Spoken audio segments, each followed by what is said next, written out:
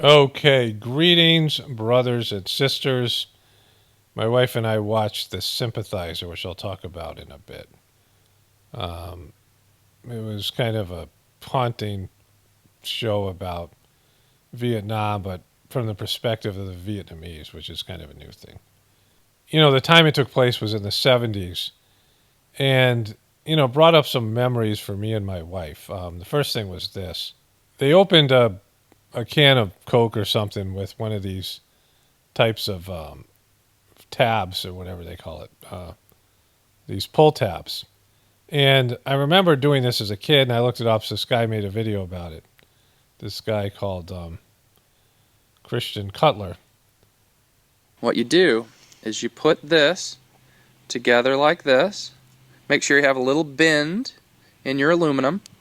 You put this together, and then you can pull back, and you let it go. So I used to do that all the time when I was a kid, and I just remembered it. Like it's happening a lot to me lately, and I'm not a nostalgic person or these types of things. I'm always more than willing to move forward, especially things have gotten better.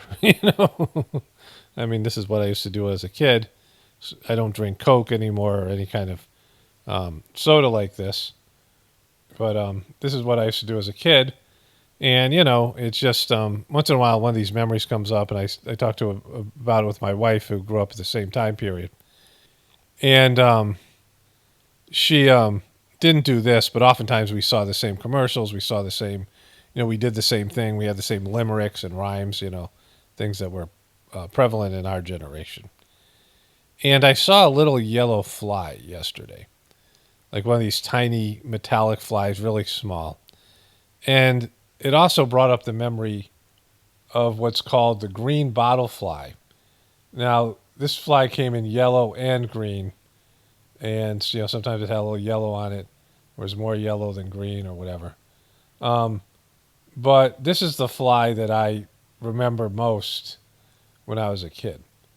And my wife said, yeah, neither one of us had seen this fly in years, and I don't know if it's being displaced by some more aggressive species. We have black flies now and sometimes horse flies, but I haven't seen one of these flies in like 30 years. And I grew up in Connecticut. My wife grew up in Ohio, and this was a fly that we saw most, and we talked about it. I haven't thought about this fly or anything like that in years. But it's interesting that this is happening. That I'm sort of going down memory lane and realizing things have changed. Like, where did this fly go?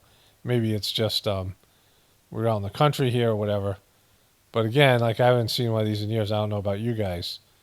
Um, but anyways, let's move over to the. I want to go do my narration now. I have some stuff to do on. I got a bunch of stuff to cover today. Interesting things, a lot of different. Going back to a sort of a normal video. But I got one more email response from the fine folks at YouTube, and I want to go through that really briefly. Kind of want to wrap that up, and then just talk about like the whole truther thing, like where I am as a truther or where I am as a person who's seeking the truth. Okay, to start off with, those of you guys who were watching my recent videos about my conversations with their various bots, my chats with bots, and then this email exchange with Christian, and then I think Edward and Mary and Kath. And Christian finally responded again to my, I sent a voiceover, and I wasn't going to, it's just too much effort for me to put it into text, but I did a voice to text. It was probably about 3 pages long, and I read it for you all. And it was documenting how YouTube's policies have shadow banned me and so many other people, right? YouTube can say they don't shadow ban people, but they put you in categories, and they've been doing that for a while. They have various categories of preferred channels, and whatever they do, they have categories. And they categorize your channel, they profile your channel as, if you're somebody who's a truther, certainly, but whatever it is, if you're a celebrity, they give you, more preferences. I mean, they do this on all these platforms, even though, these celebrities, it's kind of the opposite. YouTube should be the opposite of the celebrity culture. Like, the celebrities have a platform, right? But, they give them preference, whatever. Mainstream people. I mean, Don Lemon's just got a new channel. He's getting preferences that, privileges the rest of us don't get, right? Like these kind of things. And because they do that, and now they are prejudicial against our channels, and they are starting to not recommend us in the sidebar, and or unsubscribe people from our channels and these other things, particularly truthers, but all kinds of various demographics and channels. That is shadow banning, right? Where people can no longer see us, right? Elon Musk admitted to doing it on Twitter, even though he says he's not a censorship person. He allows people to post whatever they want, but then he hides their posts, right?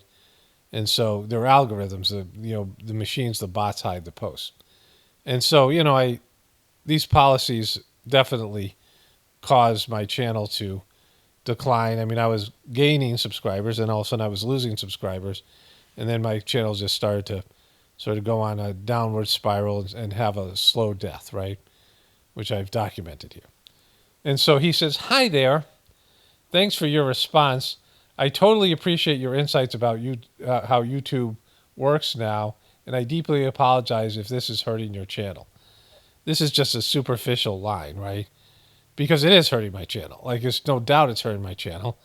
It's designed to hurt my channel, right? You guys are giving preference to CNN and pushing their crappy content, and you're suppressing content that has some sort of alternative narrative. And so it's a form of censorship. It's a form of gaslighting. It's a form of withholding information, all these things, right? Punishing the people that build your platform. And so it sucks and you guys suck, right? And so that's the one line where he's kind of acknowledging that the policies, but then he says, "I wish I could do more. However, all the details regarding your concern were already addressed in my first email. To clarify, we don't have such a thing, such called as shadow banning." So this guy is not even an American. To clarify, we don't have such a thing as called as shadow banning. He might be from India. Like India says called as. If like this guy is called as Paul Romano. Like that's how they would, But anyways, it's not an American sentence there.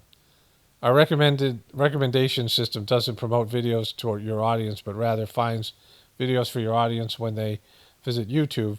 Videos are ranked based on their performance, relevance to your audience, and not all videos are eligible to be recommended. Well, why aren't they eligible to be recommended? That's shadow banning. You just admitted to it. Videos that aren't eligible to be recommended, why aren't they eligible to be recommended? Because there's lots of videos. Most of my videos aren't eligible to be recommended to my subscribers or to the general YouTube population. And so, again, all of it. Our recommendation system is constantly evolving, learning every day from over 8 billion pieces of info we call signals, the primary ones being watch history, search history, channel subscription, likes, dislikes, not interested feedback, don't recommend this channel feedback selections, satisfaction surveys. But that's dishonest because it's saying they're giving you what you want. Do you guys feel like you're getting what you want as truthers? No, I showed you guys when I was searching for truther channels, and I can go through my video list that YouTube puts on my phone. That's the only place where you can hit not interested in the channel, right? Or the videos. In terms of a channel, don't recommend this channel. And I could hit don't recommend this channel to all the channels that are anything but truther, and they still won't come up with truther stuff. In my Facebook, my Facebook feed, like I don't make new friends on Facebook. Facebook is a dying platform. But occasionally I'll see they're recommending Alex Jones, David Icke, and this morning they recommended Really Graceful. And it's weird because I just, mentioned her in a previous video because she left a comment on my channel. And they recommended their Facebook pages. And so they recognize that I have truther interests because I have probably 200 or so friends who are truthers. And many of those truthers and many friends who just aren't either, have they been banned from Facebook or they're not on Facebook. I used to have so many truther friends that posted truther stuff, and they got thrown into Facebook jail so much that they stopped posting. And so Facebook has been cleansed of truther, and even they're recommending truther people, so-called truther. Not that Alex Jones and David Icke are truthers, but they are what they are, right? And so it's just like YouTube's the worst for this. Different YouTube features rely on certain recommendation signals more than others. For example, we use a video viewer is currently watching as the main signal when suggesting a video to play next. No, you don't, because how many times do you guys watch one of my videos and the next video is a Fox News video? And so F you, like, don't pretend that doesn't happen. It happens to me. I have no interest in Fox News. Like, Fox News isn't as mockable for me as CNN and MSNBC, even though Fox News sucks as bad. And so my main sources of mocking are CNN and MSNBC. So I occasionally watch those videos, whatever it is, right, for purposes of this YouTube channel. But when they recommend a video on my channel or to me, it's Fox News, which is weird because they categorize me as a right-wing person when I'm not. And we all have that. How many times have you guys been watching truther videos and it didn't recommend another truther video? So, like, just stop with this. Like, it's just, it's embarrassing. To provide video recommendations on the homepage, we primarily rely on viewers' watch history. Viewers can turn off and clear their watch history if they don't prefer to see recommendations on the homepage. None of these things, I'm not going to read the rest of it because, it's all about them not admitting to that they're hiding, they're shadow banning channels. There are channels that they never recommend, right? How often do you get recommended a truther channel? One that you watch regularly. And so, they really like to recommend basketball to me. I've watched a few basketball videos, just entertainment-wise, and that's always something they'll recommend to me, right? And certain things I'll watch something from a certain demographic or category, and they'll recommend the shit out of it, right? Whereas if I watch any kind of truther content or search for truther content, they don't give me the results I want because they've gamed the system and they have admitted to gaming the system. And so that's that. Like, I'm done with this. I'm not going to respond. I said what I had to say to YouTube. Weirdly enough, there are people who have said they haven't got recommended a video for me for years, and YouTube recommended a video ever since I've been, interacting with them. So that's whatever it is. But, this is just, it's just, you're never going to get anything with them. I knew that. You guys knew it. It's not a mystery. So I just want to talk about the truth community very briefly here. In the early stages of the truth community, the definition of a truther was somebody who didn't agree with the official story, right? People who didn't believe the politicians or the media, right? Which is pretty much everybody to some extent, but people who had a problem with it and were curious about it. So that's the lightest definition of a truther. And now that probably makes up around 60% of the people, at least, between 30 and 60, but probably 60, based on your definition. People who know the system's lying to them and are at least a little bit curious about it and, want to find out more. Because the majority of people know that they're being lied to, but some percentage of them don't care. They know they've just accepted it and they don't care. They don't want to know more about it. They don't want to look into it. They don't want to see any kind of punishment. They're okay. This is the way it is. I'm fine with it, right? And so that's the majority of people. And, those are the people we call sheeple. People who know that the system's lying to them, but will willfully push back against it when you talk to them about it. Like, they know you're right a little bit, like at least a little bit, but they won't, go where you're going to go, right? They have no interest in hearing about it, and they want to shut down the conversation as quickly as possible. They want to put a wall between you and them as soon as you talk to them, even if you're somebody they claim they love or somebody in their family, a relative, old friend or something. They want no part of your belief system and want to do everything to close it down. They don't want to be agitated or upset by it. They don't want to change anything that they're doing. They don't want to feel threatened. They're scared of what that could possibly mean, that the system's 100% lying to you. When I first like I had truther inclinations my whole life, and I've always been a truth seeker to whatever extent that means. A curious person, and like to get to the bottom of things. And I my brother was a truther, and he told me some stuff, so it wasn't like new to this. But when the big event happened in 2001, and I realized that the powers that be, whatever that meant to me back then, were attacking us and lying to us about it. It just took a while to digest that, because it was like, at some level you kind of think that the people are, there's lines they won't cross, and there's morals that they have. And then when you see that they don't, like that they will, murder their own citizens and lie to them about it and gaslight, all the things that we know. And it takes a little while to really, get that these people are, and people who control the system, and all the people that go along with it, because we're all going along with it to some extent, right? But you realize it's worse than you know and worse than you'll ever know. And when that happens, it freaks you out a little bit, right? It should to most people. And a lot of people can't take that freak out.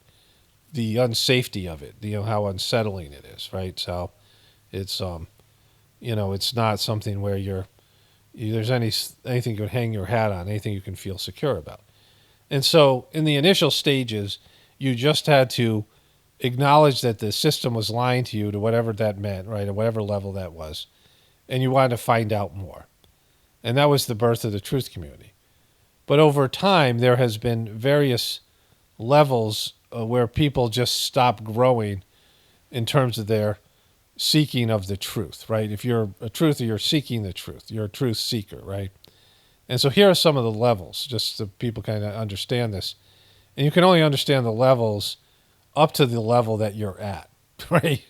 Like when I talk about a level that's beyond where you're at, you're not going to understand it, for the most part, because you're stuck at this other level, or you don't have the capacity yet to move to the next level. So I just gave you the entry level that we all have, where you know the system's lying to you and you want to find out more about it.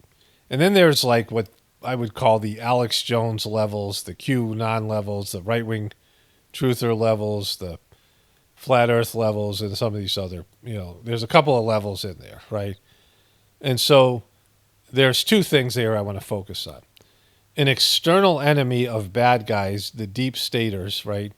The people who are just focused on the deep staters, and the people who just want to say that you can't believe in anything, which is part of this, because that's all they can do.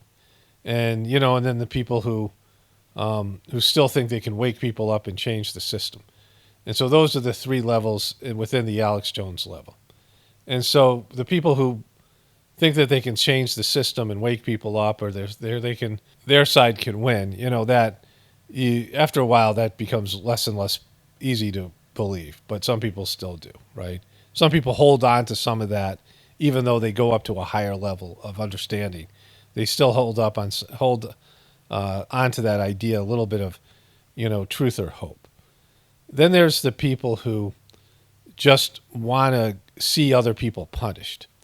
And they're always finding out the worst things about any person, celebrity, anybody, whoever it is, politician. They're focused on a specific group of people, usually left-wing people. It's right-wing people focused on left-wing people. Of course, you could make a case there's the woke semi-truther people who, believe the system's lying to them, but they're focused on the right-wing people and the Trumpers. And so they just want to see the other side punished. And they think if their other side is defeated, that, all the glory will go back to God, and, everything will be great, and they'll be vindicated, and they'll be right, and they'll be in power and control. And they're the good people, so once that happens, good things will happen. And they want to see their group and the people that are around them and their whatever demographic they belong in do better and be victorious over the other group, and somehow that's going to excel them. The Trump "Make America Great Again" people, and somehow this will all have a happy ending. And again, being programmed from the mainstream media that happy endings exist, that there's such a thing called happily ever after, and there's not. There's no such thing as happily ever after. And then there's a stage where your position is whatever you're told by the powers that be or the government is a lie, and it can't be true. Everything that's scientific, everything that NASA produces, everything that is said by every person in the mainstream media is an out and out lie. And you have to doubt it. Like everything's a lie. And, I saw YouTube recommended a video about a guy frustrated talking to flat earthers. And this guy was not a truther. It's the kind of video YouTube would recommend, right? That not a flat earth video, but somebody who's mocking flat earthers. And it was something unusual for my channel because I had searched, some of these terms. And so this is why this came up. And the guy was saying that flat earthers, when talking to them, they didn't really even believe in flat earth, which is kind of an interesting perspective from, a sheeple. They didn't believe in flat earth. They just don't believe in anything. And so if they're told the earth is round, they're just going to say it's flat. And so whatever you're told by the authority, you say the opposite is true, which, isn't. Like, that's just not the case. The authority tells you some truth mixed with lies or withholds information, but it's not like as easy as just taking the opposite position, right? If they say left, go right, these things. And so those are the remedial levels of truthers. And the primary, sort of bonding aspect of this is that they're set. Their group is set. They're the good guys. This is the Alex Jones message, the Alex Jones shill message, and all the people that, support this message or put out this message. This is what the Cubies believe, that there's, good guys and bad guys. We're the good guys. They're the bad guys. And so that mentality prohibits them from taking any personal responsibility and changing. So you can't say that these people are even truthers because they're not seeking the truth, right? And that's the issue. Are you seeking the truth? What about you? Like, what about you, right? What about what you have to change? What about your role in this? What do you need to do? What can you change? What's about, how are you contributing to the problem? What can you do to contribute to the solution, right? Like, how can you better yourself and look deeper into your own personal indoctrination? And in what ways are you still being lied and manipulated as you were as a truther? A lot of the information that's put out there is just lies and manipulation and exaggeration. And how are your emotions? And the people who are in this level are anger and fear based and hatred based, right? They're dominated by their fear, anger, and their predisposition towards hatred. And so the people who are on this level, they want to be riled up. They want to be, it's like people go to a horror movie or go to something that provokes their anger, or they want to feel anger. They want to feel hatred. They want to blame something outside themselves. They're miserable in other aspects of their lives. They feel like a loser, and they feel like, they should be doing better, and the system is somehow rigged against them. And so it's all the system's fault, and they have no accountability for their miserable lives and their miserable relationships, and why people don't like them and why they can't sustain a marriage or something, and all of these things. So then there's the next level, which is the right-left paradigm people, where you realize both sides are controlled. And Alex Jones used to be that kind of person when his show was better than it is now, and then he regressed back to being a right-wing person supporting Trump and, pushing these QB narratives and these types of things, right? All of it. Pandering to a right-wing audience, because that's the biggest game in town. If you want to be successful as a truther YouTuber or whatever it is of social media, you have to pander to this big group of right-wing Christian people who are Republican-oriented, and they don't want to deal with their own issues and their own, what their demographic did to cause this liberal uprising. Because there was a time when I grew up where the Christian coalition and the right-wing power mongers, the military-industrial complex and the Reaganites, the people who vote, that were really into Nixon and Reagan and these people, that they did the same thing to the left that the left is now doing to them. They suppressed the left's truth, denied, their complaints, and pushed their agenda in a forceful manner that has caused the left, these hippies that now, the boomer hippies that now have the money and the power to do what they're doing to the right. And so, it was completely self-inflicted. And, that was part of our history. That's part of the right-wing history.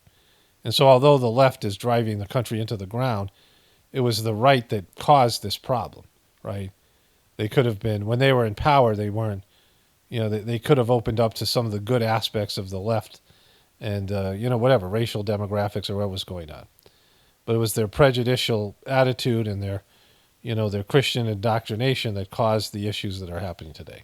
And so there's these various levels of the left-right paradigm people, and that's where you realize the whole system is rigged against you. Again, how much emphasis you're going to put on the elite is essential to understanding your evolution as a truther. Like the more that you evolve, the less you should be concerned about the so-called elite, who I call the controllers, the people that run the system, who apparently run the system, because you realize they couldn't do any of this without you, right?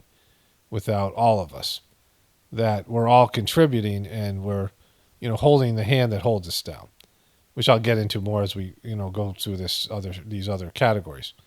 But the left-right paradigm people is a step into understanding that the system is rigged. Then what do you do with it, right? If the system is completely rigged and controlled by negative forces, then you have to move towards the next level, which is what people call the black-pilled level, where you can't fix the system. You realize the system is corrupted and it's going in the wrong direction. It's against the divine will. It's against the divine laws and spiritual, whatever it is, principles and things. It's going against what your soul wants for you as a person, and collectively what all our souls want. Not want, what need from us. And it's disconnecting you from the divinity within you, and it's taking us in the wrong direction, a path of idiocracy where people are getting weaker and more entitled, and all the negative qualities. People are de-evolving, and they're getting worse, right? The idiocracy, outcome from that movie. And so if you understand that, then what next, right? The system is doomed. Then what do you do with that, right? And so that comes to the pockets of the future people, what I originally started this channel as. And, I didn't know all this when I started it. Like I had to evolve through it. The idea that you start working towards building something in the future because the inevitable end of our system is upon us.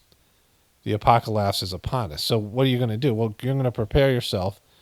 I talk about connecting to the divinity within you as the most essential thing.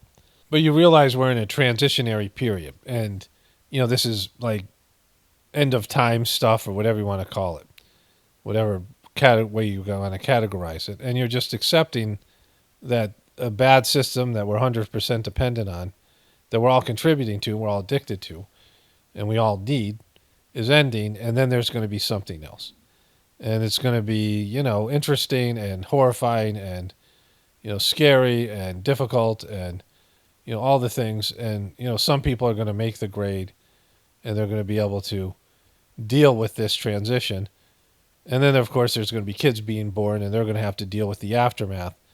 And then people are going to have to choose to go up or go down. People have to go back to a caveman level and, de-evolve into some animalistic type of, gang-like violent mentality, which is definitely going to be part of it. But there also has to be an understanding that, wow, we screwed this thing up. We went in the wrong direction. We need to work for redemption. So then there's a level of understanding personal redemption because we've all contributed. We all bought into the system. Whether we had a choice or not doesn't really matter. That we've all been a part of the problem. We all contributed to it. And there's very few people out there who will be willing to give up. Like if I could show you all the ways that you support the evil system, ways you never thought about, ways you support abuse, like all these, liberal woke people talking in a coffee shop of how much they care about poor people and this and that. If I could show them, where they're things that they enjoy, the things that they love in their life, the things that they, I don't want to say love, but they are addicted to. And I could show them, each one of them, where it came from and how it hurt, or, nature itself or other people were being exploited, your cell phones and these things, where all your things that you use in your life and how people are being hurt and, the environment, the world's being hurt because of these things, right? All the negative effects of your lifestyle, your footprint. Very few people will be willing to give all that stuff up. Almost nobody. Like Buddha, Siddhartha, the Buddha, he was a prince and he gave up his wealth and his privileges because he went outside the castle and saw this misery. And he said, how could I enjoy what I'm enjoying when all these other people are suffering? But the most of the rest of us, there's no chance of that happening. So are we really truth seekers? Because, that's a level of truth we don't want to look at. Our participation in the beastly system. How many people are willing to even think about that, right? It's so much easier to look at everyone else and say how much an asshole Alex Jones is or Alec Baldwin is or any of these other people, Trump or Biden or whatever it is. It's so much easier to say, oh, these guys are worse than me and they're the ones that need to change. And then, what are you going to do? Then what's your role? What are you doing in your life? Just sitting there hating on them and waiting for them to go to jail. And then when they do go to jail, you're like, oh, that wasn't as good as I thought. Didn't make you feel any better. And then just continued on your angry, failed path of hatred and fear and whatever it is, right? With no sense of personal accountability or responsibility to make the world a better place. So before I get to the final category here, all of these different levels or all these different sort of intentions or, people's, people fluctuate back and forth. People regress, people, are multifaceted in their approach to something, right? But one of these orientations is the strongest for a person. And maybe they flirt with some of the higher levels and they regress to some of the lower levels, blame and hatred and the negativity, depending on what's going on in their lives. Like it's like a human being. You function on multiple levels. Even the best people, the most saintly people in the world, have moments of selfishness and egoism and what's in it for me and why did thou forsake me, God, as Jesus said. Like everyone has these moments of doubt and loss of faith and things. And even the worst people have their moments of compassion and, some signs of a higher nature in them, right? The final level to the whole so-called truth community, the final, where you graduate from it. This is a graduation from being like a part of this, understanding this, that the worldly system is rigged against you. There's actually two parts to this, right? So in understanding the concept of Maya, illusion, in Sanskrit, the word is Maya. And that is everything on the earthly plane is illusion, even to the extent that color is an illusion. Because, for example, all the green that you see outside isn't the color of the plant. The plant is absorbing all the other colors of light, the yellows, the oranges, the reds, the violet, all these things. And it's rejecting green. It's blocking the green and it's pushing the green back out and reflecting it back out. So it appears to be green, but it's really the rejection of green. It's absorbing all the other colors and rejecting the green, right? So it's the opposite of what you think it is, right? That's illusionary. And on a deeper level, you have a soul, right? So there's people who see this as a simulation and they flirt with that idea, this idea, these things. And that's good. But on a deeper level, understanding that you have a soul, you have a spiritual essence, and because of that, this is not who you really are. Your soul creates your body and your life, and your life as a human being is just a blip on your existence, right? A small blip in your existence. Like your lives can be, your existence is like the beach and your life is like one grain of sand, right? If you think about your soul being created at the beginning of the universe, and then when the universe implodes on itself again, whatever that time period is, quadrillions of years, you're going to live 70, 80 years, right? It's nothing. And, time is even different when you're in a soul form. So it's not even something you can conceive of in terms of your material life and this illusion, this third dimensional illusion that your soul is encapsulated in, and the experiences that you're having that almost don't mean anything because of the short time period and the fact that it's not really, you're caught in a video game, right? A 3D video game that feels so real, but is actually something else, right? It's just an illusion of your true nature. And so with all those things in consideration, when you start believing that everything is a lie or that the system itself is a deception, then all the things that you're doing, all the purposes that you're doing here, all the goals that you have, and they might be things you have to achieve. They're legitimate things, but in themselves they're an illusion, right? They're part of a bigger illusion. So then becomes the graduating question for a truther, which is, why the fuck am I here? What's my purpose, right? Why am I here? What's my reason for existence, right? If it isn't all the things that I've been told by a system that lies to me, and this is the biggest part of it, right? The biggest lie that your system tells you, this system tells you, is that you're supposed to be rich and famous, or you're supposed to be successful, or you're supposed to have a lot of money, or you're supposed to have, this thing or that thing, or, a perfect relationship, and, the dream, or whatever it is. Whatever the system has told you is your purpose. Your purpose is to serve the military and to be a part of your purpose is to be a patriot and prop up your country, right? Like I've talked about, I'm not a patriot, and in fact, I'm the opposite of a patriot. Because, patriotism, which is a big part of the truth community, it's not really, it's dishonest. You're fighting for a country that has always been a deception and been abusive, even from its founding fathers. And you can't be both a patriot and serve God. Like you can at times. Sometimes doing what's best for America is also doing what your soul and God wants you to do. But most of the time it isn't. And so you have to make a choice between serving God or serving your country. You can only serve one master anyway.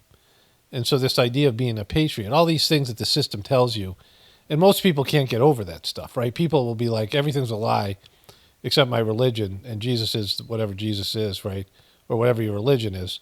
And Jesus is whatever I've been told, but everything else is a lie and indoctrination. Science is a lie, and the Bible is not. Or to scientists, the Bible's a lie, but science is pure, even though both have people in it, right?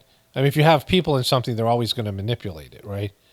And so people can confront most of the bullshit that they believe, most of the indoctrination, but will hold some parts as sacred, some safety valves, like something to hang their hats on, and they won't be able to confront that part of it. And so the question, going back to the question, why am I here? If it isn't for whatever the system told me it is, whatever my goals are, because you start having goals and dreams when you're a kid. You dream of this, you dream of that, you want to be this, you want to be that, you want to have this, you want to have that, right? These things. You want to have a happy marriage, you want to have a big house, you want to have this, you want to be loved, you want to have nice clothes, you want to have a car, whatever it is, right? All the things that are your goals. People have goals of what they want. They want to have free time to go out and spend, go to a game and tailgate, or they look forward to these things, a Super Bowl party or whatever it is, right? And they want to have success that they can demonstrate to other people. Now they want to show people on social media how great their lives are, and they want some external validation. They want thumbs up. They want likes, whatever it might be, right? And so when you realize that that's all bullshit, right? That's because it's an illusion, the system, and some of it is things you're supposed to do. Like you are supposed to do some of it, right?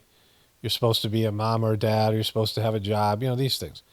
You have these things in your, samskaric pattern that I've talked about. Samskaras are the impressions you take from life to life. Being addiction, being an addict, having an addiction, and then you conquer that. And so it's gone. You're no longer part of your experience. But for 10 lives, you are an addict, right? So it's something like that. I've explained this in more detail. I'm not going to explain it here. But at some point, you have to figure out what your true purpose in life is. And when you figure it out, like it's to go back to the source, to connect to the divinity within you and follow a process that leads you back to your original creator, right? To find your creator. And to me, that's what the real goal of human life is. And I've experienced it for years doing the Sajmark system meditation, the path, the journey. And then I've had experiences with the creator and the source as well. And so this spiritual journey is, you have a material life that's here. And while you're going on your material journey, if you do it right, you also are moving closer and closer to your spiritual, origin point, where you were created, and you're going back to the source and learning things on the way about the godly workings, the godly ways, and you're having epiphanies and these things, right? And oddly enough, because I started Sajmarg in 1993, and then I became what we now call a truther in 2000 and whatever it is, 2000s, right? Early 2000s. I already had that idea. But, oddly enough, like going through this process, going through these different levels, all the levels I've described here as a truther, has helped me on my spiritual path and confirmed to me everything that I kind of knew already but didn't have experience of, which is that it's all bullshit. All the material life stuff is bullshit, right? All your goals, all your dreams, all the things. This is what I first experienced when I had my first meditation, the sittings, when I started doing Sajmarg years ago. I had this experience that everything that we pursue in life, everything that we worry about, everything that we desire, everything that we're trying to achieve, it's just all lies. And the real goal of your existence is right there inside of you all along. That you're looking for yourself in the outside world, and you're looking for something, experience some kind of thing to validate you, whatever adventures, whatever you're looking for in the external world. And your real purpose for existence and the real goal of your life is within you all the time. The kingdom of heaven lies within is, Jesus' best teaching. And so, that experience I had on a spiritual level was confirmed to me by everything that I've seen on the material level. And there's wonderful things in this world, beautiful things, wonderful experiences to have. And I've had a lot of them, right? I've had wonderful experiences and horrible experiences. But all of it pales in comparison to your true nature and what you are inside and your true purpose and aligning yourself with your soul's path, which is very hard for an ego to do, right? But most recently, I've been, I don't want to say shocked, but definitely disappointed because, I've seen this system that's been so great at helping people connect to the divinity within them implode into this thing called heartfulness, right? And so yesterday, I've been kind of staying away from the Heartfulness YouTube channel and Dodgy for demonstrating that it's turned into a cult. And the members of the system don't care, and you guys don't care. Like, the members of the system have fully endorsed Dodgy, the fraud, right? And he's just horrible. Like, he's stupid and he's, like, embarrassing, right? And he has all these dumb scams and things. But they've endorsed him. And he's crapped all over his former master, the guy that, gave him everything and helped him achieve everything that he achieved spiritually. And he had this epic fall and things. And it's kind of hard to watch. It's kind of interesting, but hard to watch. And all these people had gone along with it. And so I've kind of abandoned that whole thing. But he came to America recently, and they've been doing this Brighter Minds scam, where they say kids can smell colors and hear colors and all these things. And one of the kids, he brought these teenagers with them, and they were very performative, and they went from one gathering to the next. And I did a video grab of these instances in case I needed it in the future, like some future date. What I've learned over the years as a YouTuber is if I see something I think I'm going to use, I grab it rather than having to find it later on, or sometimes it disappears altogether. But I saw that he was in Dallas, Texas, Dallas as he calls it. And this one kid had a blindfold on, and the guy who was the audience member, they picked, who should have been a shill, but he wasn't, because they think they can, just dupe anybody. And the guy was kind of performative himself. He was kind of a ham, and he kind of got into it with the kids a little bit. And what this kid does, instead of smelling the color on a ball, or hearing it, they do all these performances where they pretend they're hearing the color, they're smelling the color, they're touching the color. They're either feeling the ball or they're trying to use their other senses to see, which is the big scam of this, this educational program. That was a scam beforehand that Dodgy just took, and it got exposed as a scam by the powers that be in India, and he just took it anyway and franchised it like a dope, right? And so this kid, the guy is moving the ball in front of this kid's face, right? And the kid says, "Hold it still," because he can see through his blindfold. And then he says, "Stop waving it around," because he thinks it's orange. He sees the ball through the blindfold, but it's kind of an off red. It's not really orange. It's not really red. It's not one of the primary colors. It's not really a color that, and so because of that, he says orange, and everyone's like, "No, it's not orange." And he looks at it again, and he says, "Stop moving your arm." And he said, "It's orange." And, which means he's looking through the blindfold, like he just totally exposed himself. But they left the video up anyway, because I realized all these people I used to think were spiritual seekers, and they said they loved their previous master. It's a big thing in the Indian culture and all these things. All these people who do have spiritual tendencies. Many of them are sort of saintly people. Many of them are very devoted to God, but they also are very corrupt. And the third master of the system used to lecture them about their cheating and stealing and bribing and all the things that they have to do because of their their bankrupt culture and this culture that's gone sideways with dense population and things. Like all cultures have their level of bureaucracy and corruption, but India has something special. And he used to talk to them about stop lying and cheating and doing all the things that a spiritual person doesn't do. And I heard him say that, and I never really thought about how much it was true, but apparently it is because they've accepted this guy. Because I know that they can see through this brighter mind scam. I know it's so carnival-esque, and I know they can see that he's thrown his previous master under the bus. But all these so-called spiritual people have just allowed it to happen, right? And there's a passivity there. And I realized that these were people who were actively working through their spiritual goal, but not having, being sheeple and not having that sense of curiosity and a sense of, so both things need to be there, is what I'm saying, right?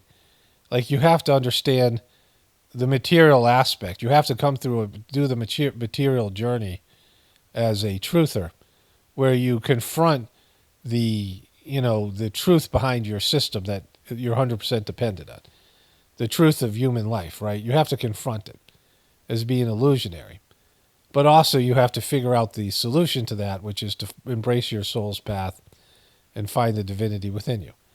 And if you don't do both of those things, there's a saying that you need a bird needs two wings to fly, the Sajmark system, a material wing and a spiritual wing. And you have to do both those things as a truth seeker. You have to realize that the truth isn't in the system. You can, go through the material world and there are truths, but even behind those truths are illusions. And there's lots of just lies and people lying and, illusionary stuff. And that life on a third dimensional plane is an illusion because it dims the true nature of your soul.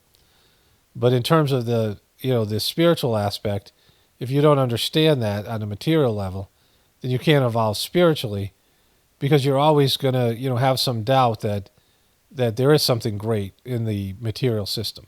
Unless you've experienced it and you've matured through it and you've had maybe lifetimes of suffering and things, and you realize that it's just an illusion, right? That it's unimportant. That the material life, you have to do what you're supposed to do. You can't shirk your responsibilities. You can't run away from your duties. You have a path. You have things that you're supposed to achieve and do in life. But you should do it with like a sense of, yeah, it's not really a big deal. It's not that important. I shouldn't worry about it. I shouldn't get overly stressed about it. I just have to go through it, right? And do it with a certain lightness, but still do it, right? Still execute the things you have to execute. Still perform the tasks that you're supposed to perform. Do what your soul needs you to do on a material level. But then take it light and not be all caught up in it and sucked into the drama that people are. Okay, so I just went on a walk with my dogs and did some farm stuff. And, I often think about what I'm going to say here while I'm doing that. And I want to sort of, I don't want to say clarify, but maybe add something to what I said and make it more sort of concise. And so to start off with, I just uploaded the 151st edition of the Journey series. And I featured a picture of a robin's nest eggs. Beautiful picture that I was able to take. My wife and I were walking around the pasture. And there was this nest in this tree, this small, like shrub-like tree. And I was able to take a nice picture of it. Couldn't see the picture, just shot it blind. The nest is about right at eye level for me. And I thought it might be, we weren't sure what kind of eggs there were. We have different birds that nest in our pasture. We have meadowlarks and a lot of red-winged blackbirds. But this was a robin. And then there was the robin was in the nest, and without disturbing her, I took a photo. Not as good a photo. It's hard to see her, but she's there if you look at the photo. And then, I don't know, a week ago, a few days ago, I saw that there were some babies in there, so I took a short video and I took a picture of the babies. And so now it's kind of gone full circle from eggs, the mom on top of the eggs, and now there are baby robins. And I was just walking by the nest with my dogs, just now. And one of the birds is reaching up with a very frail neck and just reaching up looking for its mom to drop a worm or a bug or some disgusting thing in its mouth. It's reaching for the sky, and then it falls back down because it can't sustain that position because it's not fully developed. Its eyes are still closed, whatever, right? It's not ready for that kind of sustained activity, but it still sticks its mouth up in the air so it can eat, right? Opens its mouth wide, waiting for something to be put in its mouth. And you can see all this here. And so for the first part of this clarification, this is something that's necessary for material life, right? You need things, bodily desires, a desire for food and water. You feel hungry, you feel thirsty, desire for human companionship, that you need because you need other people and you need, you can't just go out in life without a community, right? A desire to be part of a community, be part of a family, the desire for sex and, reproductive, things for your reproductive system, both the urge to reproduce, but also the pleasurable aspect of it so that you'll do it again, right? If there was no urge for sex and there was no pleasure, there would be no marriages and there would be no kids, right? You have to counterbalance the difficulty, right? So anything that, if it was hard to eat, if it was, felt bad to eat, if it wasn't pleasurable to eat, we'd all be dead, right? If it was unpleasant to drink, we'd all be dead. If it was unpleasant to breathe, we'd all be dead. And the only thing that really isn't all that pleasant, I mean, you can experience some pleasure through breathing, but it's not based in some sensory, like you don't have like these nerve endings in your lungs that make it feel good. When you're underwater and you breach the surface and you're gasping for breath, it feels good. And if you have asthma or something, when you're not able to breathe. But in terms of it's being pleasurable, it's not. And the reason is because breathing is automatic, right? Your heart beating is automatic. Your heart, there's no pleasure every time your heart beats because your heart and your breath and your heart are happening automatically, right? But what I'm saying here is that you need these things to keep you going, a sense of competitiveness, right? Sometimes you have to feel wrong or slighted to push you out and go do something or take something that you need to take or do something you need to do, right? Sometimes you need your ego to feel a certain kind of a way so that you'll go and do something that you were hesitant to do or whatever it might be. Like being competitive is a big aspect of it, right? Like a big aspect of life. And so these things are there, anger and fear and some of these emotions, they're there for a reason. As much as we think of those things as being just negative, they're there for a reason, right? And there are things that, get twisted and, anger becomes hate and, hate isn't a natural thing and, all these things where people end up going down a dark and negative path because things that were natural that were, to motivate you and to get you moving become some sort of an abomination and go in a demonic fashion. And so there are things that human beings have in their systems that they don't need, right? That are there for whatever reason because of, the twisting of the divine, the abomination, turning something divine into an abomination. But you do need some of these things to push you through life to do the things you need to do. And so some of these things are natural, they're egotistical, but they're also divine in their, in their application and their reason for existence. And so what you have in Western civilization, we're doers. Americans and Europeans, we do things, we've been instrumental in bringing the world together through ambition, through greed, through whatever negative motivations that are there for a desire for fame and fortune, have explored and brought the world together on a, global level. And a lot of it wasn't great, some of it's impure, but the world coming together was something that was supposed to happen. Like it was something that was, there's a divine will behind it, right? And then you have Eastern people that they're very, faith-based in the sense whatever will be, and, just fatalistic is, a criticism that's levied against them. Being good doers and competitive people and, ambitious, which we are in the West, means that you have less spiritual tendencies. You're more focused on material success, and you tend to think that you're the doer, which is the first fall from God. when you say I am and I do, as opposed to divinity working through you, and you can't do anything without God, your partner, like when you're in partnership with God. And you're connected to God in every way you make a decision. But then you have Eastern people that are so passive that they don't work to change anything. Again, this is, changing culturally now, but, it's just a difference in orientation where you're accepting of your fate and your destiny, but you don't work to do anything, and you say it's all God's will, it's all Allah's will, or whatever it is, right? And so there's these two opposing orientations to life. I just saw that my camera switched off, my microphone switched off, so I don't know if that's happened earlier. So if there's some interference, there's a storm outside, I don't know what's happening. But this is where, sometimes I have my mic, I have to watch the lights because the lights go off. Then on the, whatever. There's no visual reference point for you. But in terms of, two opposing orientations to life. And so both have their merits, both are there for a reason, both have their, their origins in divinity.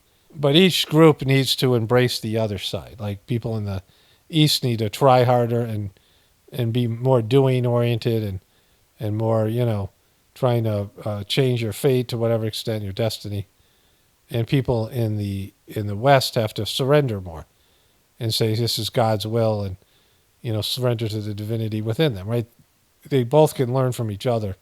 There needs to be a balance. So going back to the, what I was talking about in terms of the heartfulness debacle, there was a time where I was doing research on the United Nations. And I noticed that Saj Marg, this is before Daji, but it was Daji's cronies and, these people with bad characters that had, people who were, rich, successful businessmen that were into the material system. These were Indian businessmen for the most part. And they decided to push for the Saj Marg system to join the United Nations and be an NGO, which is very common in India. And Master Charji had been in a coma, and he was in the last couple of years of his life, and he was sickly, and he had delegated some responsibilities to people, and they made this decision. And earlier, the second master of the system, Babaji, had declined to be a part of the UN. He wrote them a very critical letter from him. From a letter from him was not, he wasn't a critical person. He was very subtle in any kind of thing that he would say that was corrective. But it was a very corrective letter from the UN. And he also wrote a colleague or one of the practitioners, he sent him the letter, and he said that the UN is trying to establish world peace by using all the modern weaponry, which was kind of mocking of them. But he had the opportunity to join the UN, and he didn't. And so I knew all this stuff about the UN like most truthers do. So I went and tried to present to these guys. I wrote to the master of the system, and he said, well, I'm not in charge of that. You can talk to these guys. And I interacted with them, and they just gave me the runaround, much like YouTube's giving you the runaround, not giving me any direct answers. And I asked, very valid questions like, did something change from when Babaji said no to the UN? Like, what's happened? And they couldn't answer any of the questions. And ultimately, one guy said, we can't let radical idealism prevent us from taking this opportunity. He was accusing me of radical idealism just because I believed in the teachings of the system. The UN doesn't do anything for the mission. It's continuously done nothing. You do something for the UN. The UN doesn't help you. You help the UN. That's how NGOs work, right? You get the title, and you get to say that you're part of the UN for those people who, actually think that's good or important. But other than that, the UN doesn't do anything for you. Occasionally, it might support an NGO, doing some kind of community service or whatever.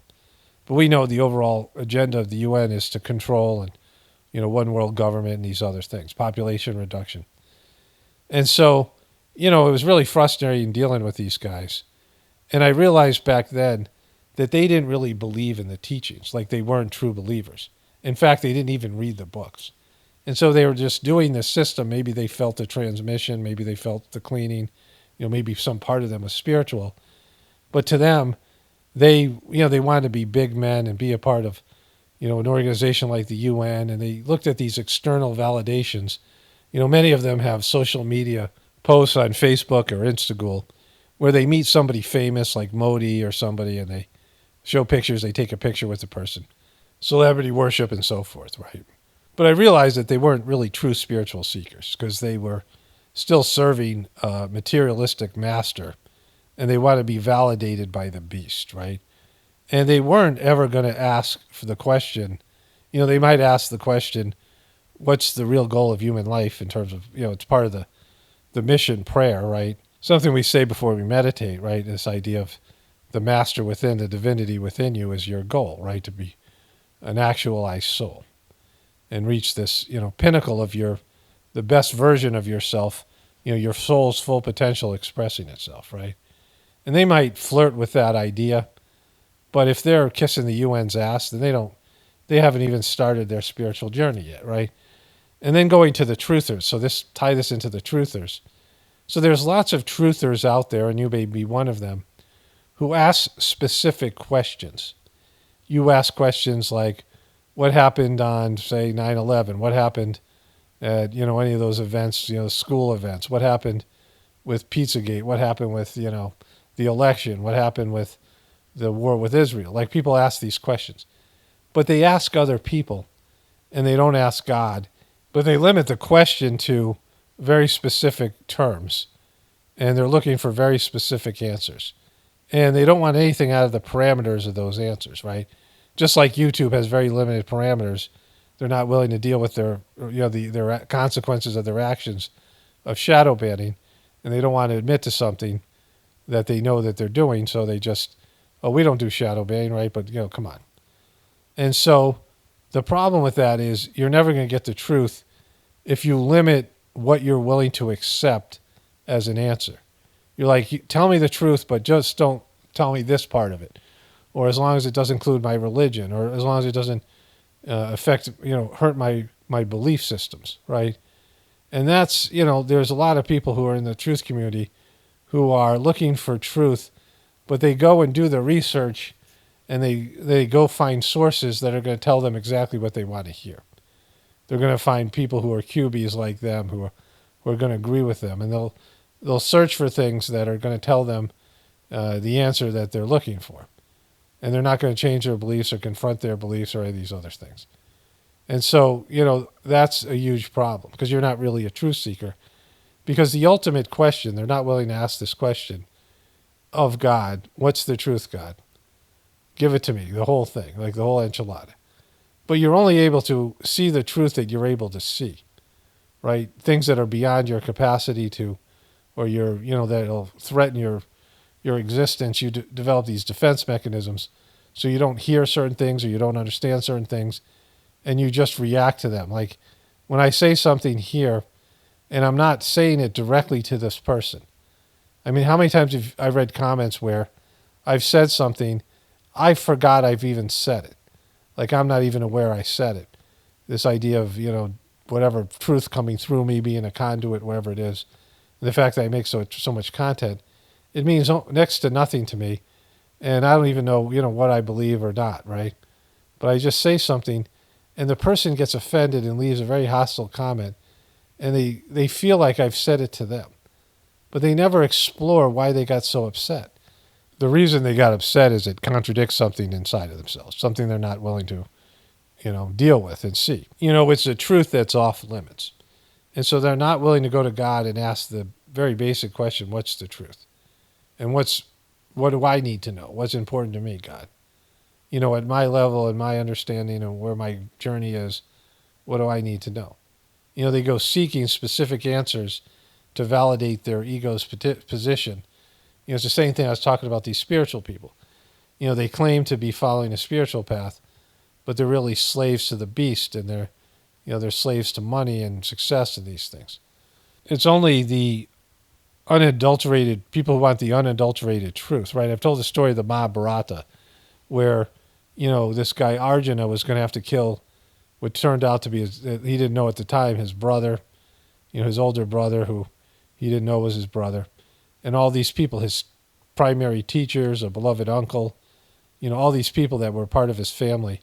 It was a battle between these, basically families, and a lot of loved ones he was going to have to kill because he was like the primary. He was the best archer on his side. He was the primary warrior, right? And he was going to have to kill all these guys, and he threw down his bow and he couldn't do it, right? This is what he references in the guy Oppenheimer references in terms of he's talking about the first nuclear test, and it's not an accurate. He doesn't really know the Mahabharata, but he gets a sense of it, right? So he throws down his bow, and his best friend is Krishna, and Krishna's driving his chariot, which you could take as a spaceship or whatever it is. But Krishna is the incarnation of Vishnu, the cosmic functionary or the divine being in charge of preservation. And he's incarnated a number of times before, but he often comes down to earth in spirit form, and his soul is known as Narayana, and his ego is known as Nara, and his ego and his soul come down to earth oftentimes and have physical form. In this case, his ego was this guy Arjuna, and his soul was Krishna. And so Krishna is driving Arjuna's chariot, and Arjuna throws down his bow, and he says, "I can't fight. I can't kill my relatives." And Krishna said, "Well, you have a choice not to fight, but if you don't fight, I'm going to have to, I promise not to fight, and I'm going to have to fight, and it's going to destroy the world. Like, it's going to have cataclysmic results." And then he shows Arjuna his true form. And this is what Oppenheimer is making references. And like he's just, this whole divine form. And it scares the shit out of Arjuna. Like, he picks up his bow and he says, "Okay, I'll do whatever you want, just don't ever show me that again." But here is his ego being showed the true nature of this being's soul. And the ego gets scared of it, which is, a huge part of human life, right? I've said this multiple times. People are scared of the beast within, the darkness in them, the potential criminal or potential demon or whatever it is. But they're even more scared of the saint within them. And they're scared that they're going to give everything away and lose control and sacrifice everything for God and become whatever it is, right? People are more scared of the divinity within them than they are scared of the demon within them. And that's one of the sort of downfalls of humanity. But suffices to say, we're talking about truth seeking here, right? And so, if you're not willing to see the truth of your nature, your divine nature, right, which most people aren't willing to do that, then it's always going to be very limited, right? You have to call yourself a limited truth seeker. Like, I'm not a truther, I'm somebody who wants a little bit more truth than I have now, but nothing that's too threatening and nothing that's going to make me change or nothing that's going to make me, change the orientation of my existence and become a spiritual person that, nothing that challenges my ego and threatens my ego's power and control over my, my soul and the trajectory of my life. People are afraid to ask questions of God, right? This third master of the Sajmarg system said, it was an interesting point of view of Christians. He said, Christians want the Son. They don't want to go directly to God. They want God's Son because they're scared of God, right? Because it's like, you don't want to talk to your boss, but you talk to your boss's son, and the son says, "Yeah, I'll talk to my father," right? They're scared of the boss, so they go to the boss's son and say, "I have this problem, but I'm scared of your dad," and he goes, "Oh, go, I'll talk to him for you," right?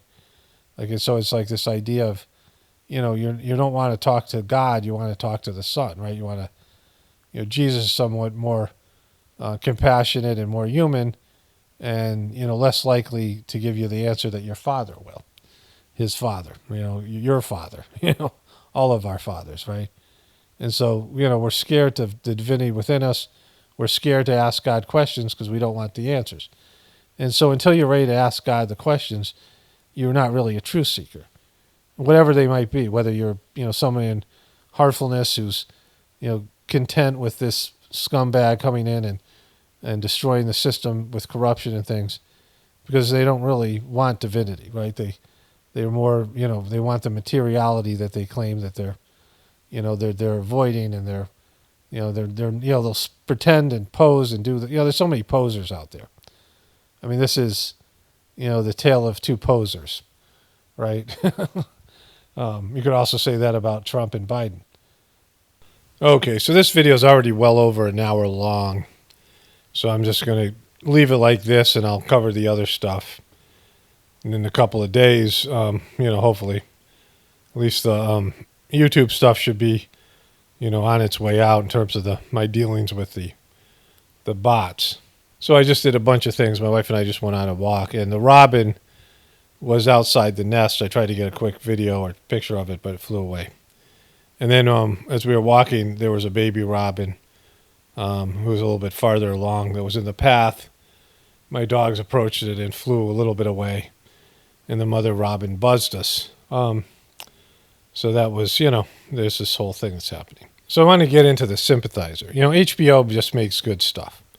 I mean, the Game of Thrones sucked. I mean, I don't understand how people watch that. Like, I tried to watch it a couple times, and I like that sort of thing, Lord of the Rings type of, fantasy, whatever it is, knights, whatever, that kind of genre, whatever that genre is called.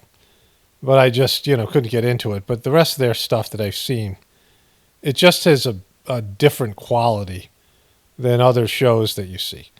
But oftentimes, the shows are dissatisfying or, they're not uplifting. And I would put the sympathizer in that category, very intense. It's not happily ever after, which I guess is, there's no happily ever after, like I said. Oftentimes they're depressing. And the sympathizer, and I'm not going to talk very much about it because it's really hard to describe and it's not necessary to talk about the plot lines. But it was the first time that I saw anything on Vietnam that was from the perspective of the Vietnamese people, both the South Vietnamese and the North Vietnamese who America was fighting, the communist North Vietnamese. The main character was a half French, half Vietnamese double agent who was working with the South Vietnamese but spying for the North Vietnamese. And the show takes place both in Vietnam and also in America. And this was interesting for a lot of reasons. So I grew up, my brother was a Vietnam vet. And I grew up in the era where Vietnam was very prevalent even after the war was over. So I was born in 1965. I think the war ended, I don't know, in the 70s with Nixon, but it sort of had ended by the time that my brother said it was the Tet invasion where one of the generals said they can't boil a pile of rice without us knowing about it. The Viet Cong can't boil a pile of rice without us knowing about it. General Westmore, I'm one of these guys, famous guys. And the next day, they had this thing called the Tet Offensive, which was the Vietnamese New Year. And again, this is, I'm not looking this up right now, so I might have some of the details wrong. But this is how I remember my brother telling me. And they attacked 10,000 different places or something crazy like that on the day that everyone thought they would never do that because it was a holiday. It was a sacred day in the Vietnamese culture. And he said after that, like, America just had quit and they were just going through the motions. No one wanted to admit that we lost. And they were just, going through the motions. And so, this was like the biggest thing that happened. The Vietnam War was like the biggest thing that happened for a number of years. There's the hippie movement, and there was some, different types of riots and protests, and there was, the liberalism became a thing, and it was being suppressed by the conservatives, and there was this battle. And, my older sister, my brother's 17 years older than me, and then our sister is 15 years older than me, the oldest of three girls. And my youngest, the sister that's closest to me in age, is 10 years older than me. And so my sister and I had a relationship when I was young, when she was going to college. When I was 6, 7 years old, she used to spend time with me when she came home for weekends. And eventually she became a social worker. And she was a liberal person. My brother was, a mix of being liberal but also conservative and somebody who was a Vietnam veteran. So I had like both sides of the boomer hippie movement, that whole battle between the people who went to Vietnam and the hippies that were protesting against the war and all these things, right? My brother was drafted. I guess he enlisted to go to war, but he would have been drafted, so I don't know. I'm not sure about it. but he was deeply affected. That was my brother in Vietnam was like his biggest thing. Eventually, he would become a counselor for Vietnam vets. He wrote a book about Vietnam, which I'll talk about in a bit. And so during that period of time, when I grew up from the late 70s to the 80s, Vietnam became a big part of the cinematic universe in terms of so many movies and books came out about Vietnam. And the majority of those books and movies were about soldiers and this disgruntled aspect of the war and the corruption of the war and these types of things. And almost none of it was about the Vietnamese people and Vietnam itself. And like I said, this was like this huge thing that happened. It affected the Kennedy presidency and the Nixon presidency, of course, the assassination of JFK and RFK. And these were the big events. And we have events like that all the time now. Like on a yearly basis, we have more big news events that happen. Of course, now with the cable news cycle and the internet, information being shared, and just it's like we're in a time of, where everything is, a quickening phase where things are becoming more and more packed in. But the Vietnam War was a big issue socially, politically, and it became sort of the framework of the policies and the position of the boomer hippies that now controlled the money. Like the boomer hippies had inherited their businesses. My sister was friends with some hippie girl who I believe parents owned the Tootsie Roll Company or something.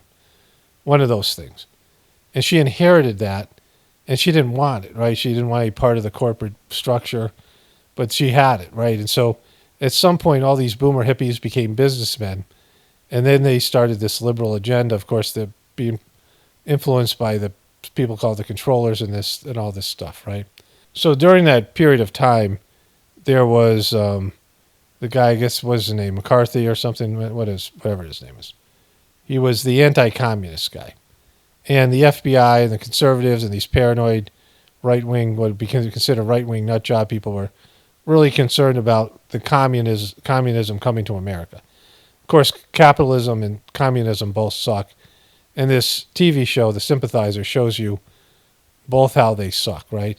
Because neither one embraces divinity or the natural person, right? So both communism, people are so scared of communism here in America, but capitalism sucks just as much or more. Communism is anti-God, but capitalism takes you away from God even more so with your, the way that it pushes material pleasures and things like this, the rest of these things. But, they had these communist trials and, people were called out for being communists, and there was communist like witch hunting going on in the 50s. And so Vietnam was a colony of the French. French Vietnamese food is like a famous thing now. And the North Vietnamese developed the communist policies and pushed the French out, right? Another way that Americans mocked the French for being what was called surrender monkeys, right, back when I was a kid, or as a teenager, because of the way they got rolled up by Hitler and things like this. That's, some of the American rhetoric towards the French. And it was a time where the American dollar became the world reserve currency. And the French got pissed off because America was just dumping money into the Vietnam War like they could never do. And America had, a much bigger population, but also because of being the world reserve currency, they could just print money. And that turned into bullets and weapons and things like this. And it was also a big military-industrial complex type of war, right? But it was the first war that America lost. And lost because it really was, Vietnam had nothing to do with us. Vietnam didn't do anything to America. We had no reason for being there.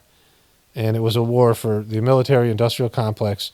It was a war against communism. And it was a war for opium because, one of the things that my brother wrote in his book, my brother wrote this book called Shades of Green, in which, I read the book and I was around when he was writing the book. And this book was like a promise that he made to everyone in the family that he was somehow going to become this best-selling author. He got an agent, and he was kind of a bullshitter, and the book never got published. And, it was kind of at the tail, by the time he finished it was at the tail end when people were losing interest in Vietnam wars. I mean, you know, like there was the Oliver Stone sort of liberal perspective where he made two movies, Apocalypse Now, and Platoon, right? Platoon was a really horrible movie. Like I just watched it, I don't know, a couple years ago, and there was a scene where that guy ended up playing Jesus in some movie. William Dafoe.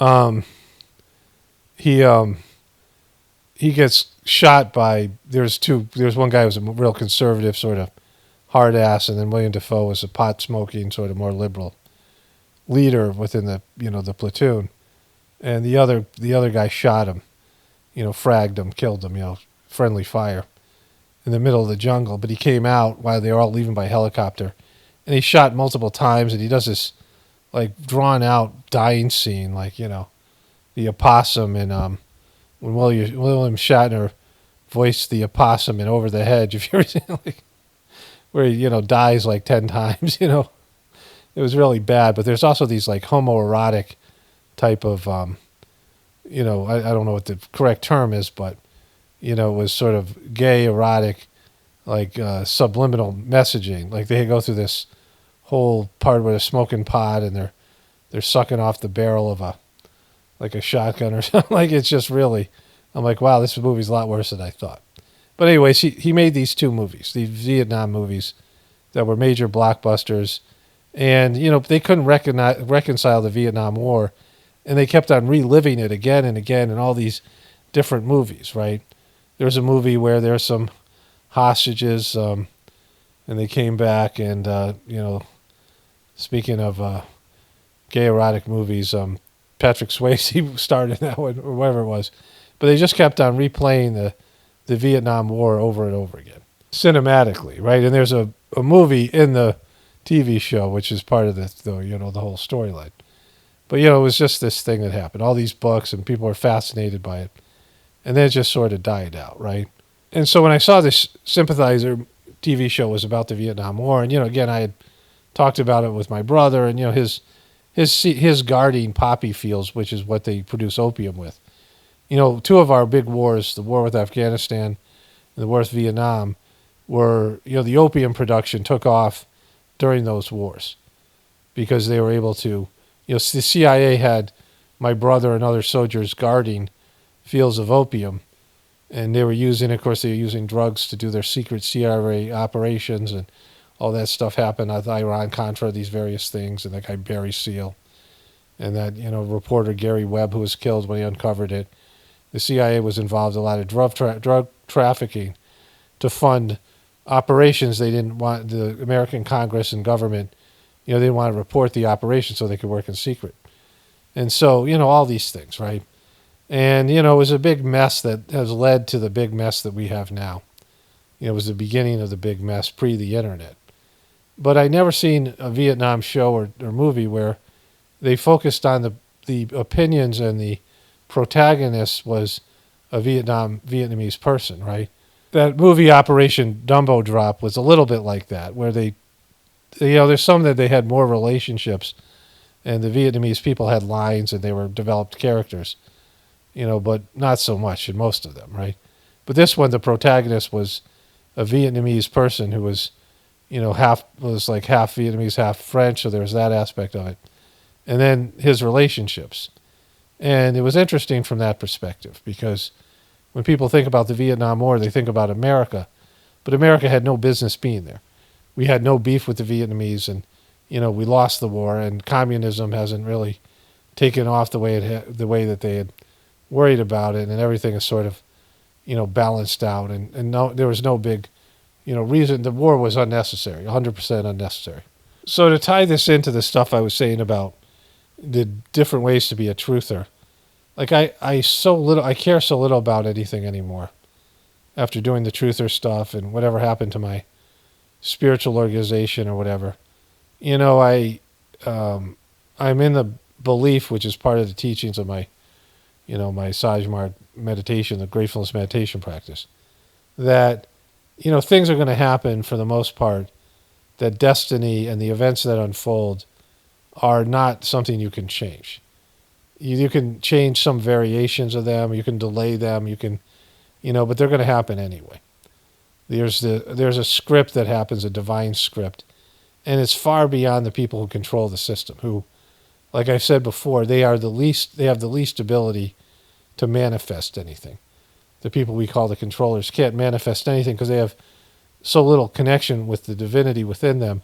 The people who are closer to God are the best people to manifest whatever they want to manifest in the material world, especially when they're following God's orders and they're following their soul's path, right? But for the most part, your life is sort of mapped out. And things that, you wish you could avoid are unavoidable.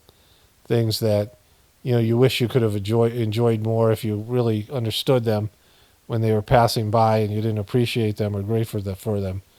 These things. And that's, the only thing you can change is your reaction to what happens to you. And taking it with this sense that everything comes from God and it's for your own good. And be grateful for everything, good, bad, and ugly. And I've really kind of moved into that. And I'm about to turn 60 years old, and I haven't really paid attention to my age. Like, for the most part, when somebody asked me how old I was, or I had to fill out, ask me how my age, I had to do the math. Like, I had to, go back to my birth date and kind of subtract and, all these things, because I'm not aware of how old I am. But last year, I turned 59. I realized, oh my God, I'm going to be 60. I'm old as fuck, right? Like, there's been these times where I've realized I've gotten old because I don't really feel much different. I mean, I know that I've matured and I know there have been changes. But in terms of physicality and some of these other things that would indicate my age and, these things. Like, there was a time, maybe about 6-7 years ago, I hadn't run. Like, I hadn't physically run in years. And so I ran. And I'm like, and I was a little bit more overweight then. I had a bigger belly. And I was running, and I'm like, oh my God, I'm running like an old fat guy. And I'm like, wait a minute. I am, so there's these moments you have where you realize you're old, you look in the mirror, or there's something that happens, and, you see your dad's face or your grandma, like something like that. But, like, I haven't really paid much attention to it. I'm still in, relatively good shape and, have a lot of energy and whatever. But, I've definitely seen a decline, and I'm realizing, there's just something that's happening. And, there's this, I've been sleeping a lot, so is my wife, and I wonder how many people are going through that. And I think there's things that are afoot, like there's going to be more dramatic things happening. And one of the ways that you process stuff is to sleep. Of course, meditation is a great way to process things as well. But, when you're going through something and you're absorbing something and you're going through changes and things are changing around you, one of the ways to process it is through sleeping, right? You get sleepy and you're trying to digest the material changes around you on an internal level, or accept them accept these things on a material level that are a part of your inner journey. Whatever way you want to look at it, both things are true. So I was thinking about things. There's things that came back up, and my brother and I haven't spoken now in a couple of years because this is kind of goes along with the Journey series. I probably should add this audio here to my next Journey series as well. And, what happened, well, there's a couple of things. When I went through my divorce with my ex, I realized because, she had such a warped narrative of me, a narrative that she had to create for her own psychological well-being, but it was, a victim consciousness-based narrative because of her being a perpetual victim and things. And, like, when you live with somebody who has a negative narrative about you or a distorted view as you a person, and they put things on you that aren't true. And all of us experience this in our life. But I lived with it very intensely for a long time. And I said, I'm done with that. It was, there's things like that that you go through that inhibit your ability to, they just, they help to bind you in a negative, with a negative, person that's trying to create you into something that you're not, right? And it affects you negatively. It's like a drag, something dragging, hanging off your car, or, drag, like having an anchor when you're going sailing or something. It's just, it prevents your move forward. And I was so drained by the whole thing. I made a rule for myself that, anybody that wasn't that was creating false narratives or was actively working against me, I had to cut out of my life. I was hitting, I was turning 50, I was in my 50s, and I was like, I have this period of time where I have to reinvent myself and reinvent the family. And also, when you're a truther, you're constantly told you're wrong and that you're unwanted. I mean, all this stuff I'm going through with YouTube, right? We're constantly reminded that we're undesirable to the system and that our worldview is we're considered crazy conspiracy theorists or whatever it is. And so I just don't have the time and patience for that, right? And my relationship with my brother has always been complex. I lived with him for a while. He was, I feel grateful for him in various ways. He was a mentor and kind of like a hero for me in different ways. His three boys were like my little brothers.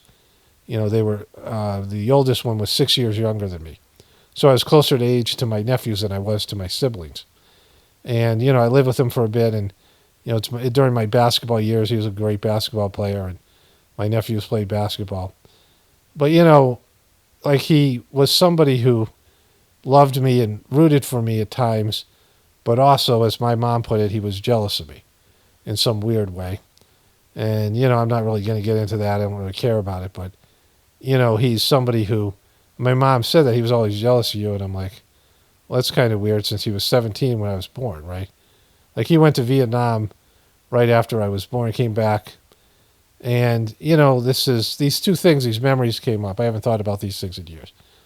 But when I was about 5 or 6 or whatever, 4 or 5, something young, we used to have these good humor trucks that would go around and ring a bell and they sold ice cream. And, I was out, left unsupervised in the front yard of our house. And, we didn't live on a busy street, but, you couldn't leave me unsupervised when I was that young. And the good humor truck rang the bell and I ran across the street and a car almost hit me and killed me.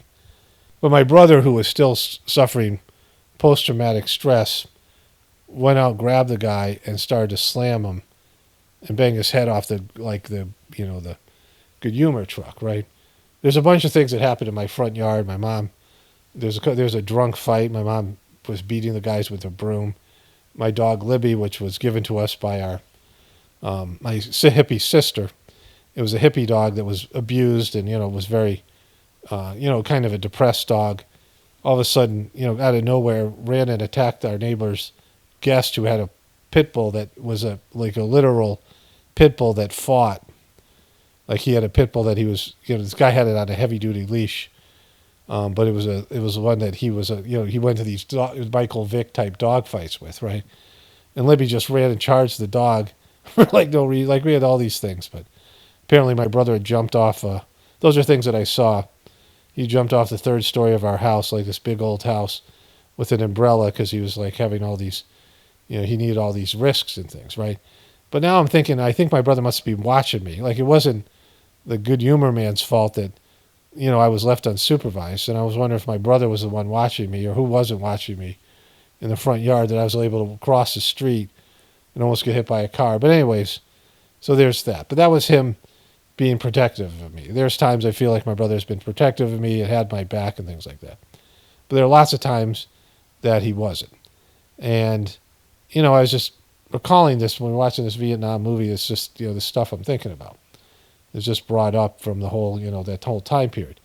And then there was a story I think my nephews told me. I'm not sure if my brother told me. Maybe his wife told me, but it was probably my nephews. That when he got back from Vietnam, like I was a little baby, and like he was holding me, and like he had some sort of a flashback, and he shook me and almost threw me hard against the floor, which probably would have killed me, right? And so he had this like reaction, like he, wanted to kill me there for, and I was unaware of it. I'm sure it's probably affected me a little bit, right? Today. But he was the only one who did Saj Marg. My mom did it for a while. My dad started. My mom quit after a while. She did it for a couple of years. And my brother's been a kind of a lifer, and he couldn't feel a transmission. He was kind of jealous of me at first because I could and he couldn't. It was a weird kind of dynamic, but he always has been grateful and thanked me for telling me about it. But, I've realized that having him in the mission, doing the meditation has kind of worked against me. I mean, in some cases it's helped me out, and he was a caretaker at the ashram, but, and I've talked about this in the Journey series. But like him doing this meditation, there's a competitiveness there. And, when we would talk, it'd be good for like a couple hours or, I'd see him and we'd talk and I'd miss him and it'd be good to talk to him. But then it would just sort of wear on me and it would have a negative effect. Same thing when I see my family. Like I enjoy seeing my family, my brothers and sisters, even my parents to whatever extent when they were alive. But after I'd be there be with them for a couple hours, I'm like, oh, this is why you don't. This is why you don't see these people, right? So it's just, I'm not saying I'm better than them or whatever. It's just it's an energetic drag. And I'm a different person now than they ever knew. And it is whatever it is. Like we've all gone our different directions. But anyways, so when the whole COVID debacle was happening, my brother was, anti-vax because of his Vietnam experience. But he was also pro-mask. He wore 2 masks. And it was a kind of a weird thing. And he was arguing with me about, in our last conversation, that Dodgy was pushing the vax, which Dodgy was. Dodgy wouldn't let people go to the ashrams unless they were vaccinated. And, I mean, it was all these things he was doing. Dodgy was just always, he was clearly sucking. And I told my brother some of the negative stories I had of Dodgy. But my brother was, very binary in his approach. And, the master was infallible. And he just couldn't go there. And, as the conversation evolved and I looked back at our, relationship the last couple of years and just all in general, he's always had these mixed feelings towards me where some part of him wants me to fail. Some part of him is like jealous of me, whatever, kind of a weird way. And I just don't have those feelings. Like I don't like have those feelings where I want people to fail and, I don't care about it, right? Like the more that I move forward on my spiritual progress, I'm like, it's all God's will. Like I just want whatever God wants to happen. And it's not for me to decide because I don't want the responsibility. It isn't about being a good person or a nice person. It's just like, who am I to decide, right? Like I'm in a position to decide if I was on a jury, sure. If I had to, if I was in a position where I'm supposed to make a call about something, I'm supposed to discipline somebody or there has to be a consequence for something somebody's done that involves me. Yeah, you have to act when those are the situations. But in terms of these bigger picture type of things, you shouldn't wish for things to happen that have no, the person isn't really affecting you in any way, right? And, they say be careful what you wish for. But I felt like with my brother, there was always going to be this complex, duality of him both, kind of rooting for me on one level and, loving me, being there's some love there or whatever, but also like rooting against me and, sabotaging and just all of it. And I knew in terms of breaking away from the, the heartfulness system, the heartfulness cult that I've, since done, that my brother, whenever we talked, he would just be, telling me I did, whatever it was. And I just didn't need that, right?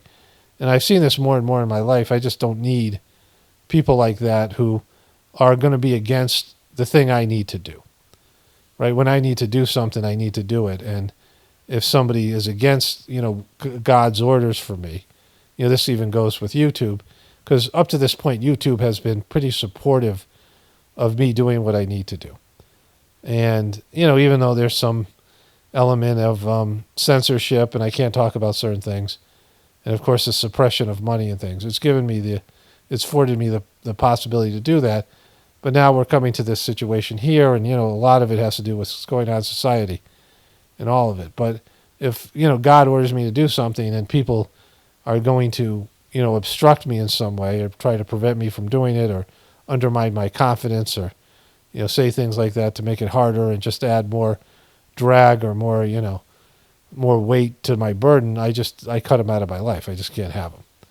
Because it's, this is where I am. Like I have the things I'm supposed to do. I have my assignment. And that's all that really matters. Like to me, like that's what I'm in charge of. Everything else is just, outside noise that's happening in the world. All this stuff about what truthers get obsessed with and locking Hillary up and something bad happened to Biden or something bad happened to Trump or Trump going to jail or whatever it might be. Winners and losers and, whatever team you're rooting for, whatever thing. I just care less and less about it.